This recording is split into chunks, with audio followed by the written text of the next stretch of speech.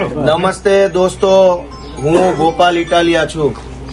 આજે 6 તારીખ જૂન મહિનો 2025 અત્યારે હું ભેસાણ તાલુકાના વાંદરવડ ગામે છગનભાઈ નામના ખેડૂતના ઘરે અમે ઉભા છીએ બધા। આજે આ ગામમાં ભાજપના ઉમેદવાર અને જૂનાગઢ જિલ્લા સહકારી બેંકના ચેરમેન કિરીટભાઈ પટેલની એક જાહેર સભા હતી। આ જાહેર સભા દરમિયાન આ ગામના ખેડૂતો આ ગામ વાંદરવડ ગામની અંદર સહકારી મંડળીમાં થયેલા કરોડો રૂપિયાના કૌભાંડ બાબતે જૂનાગઢ જિલ્લા બેંકના ચેરમેનને રજૂઆત કરવા માંગતા હતા, પરંતુ પોલીસનો મોટો કાફલો આવી ગામના તમામ લોકોને રજૂઆત કરતા રોકવામાં આવ્યા।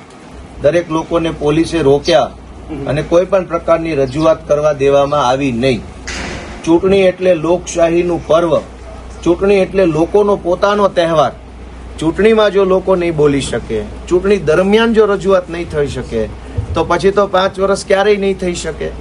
પોલીસનો જંગી કાફલો લઈને ચૂંટણી પ્રચાર કરવા ભાજપના ઉમેદવાર અને જિલ્લા સહકારી બેંકના કિરીટભાઈ નીકળ્યા છે, ત્યારે આ વાંદરવડ ગામના જ ખેડૂતો નહીં, જૂનાગઢ જિલ્લાના અલગ અલગ 7 થી 8 તાલુકાના 100 ગામડાઓના ખેડૂતો પ્રશ્ન પૂછવા માંગે છે, કેમ કે જૂનાગઢ જિલ્લા સહકારી બેંકના ચેરમેન કિરીટભાઈના કાર્યકાળમાં જૂનાગઢ જિલ્લાના 8 થી 9 તાલુકાઓના 100 કરતા પણ વધુ ગામડાઓમાં સહકારી મંડળીમાં 200 કરોડ કરતા પણ વધુનું કૌભાંડ થયું છે।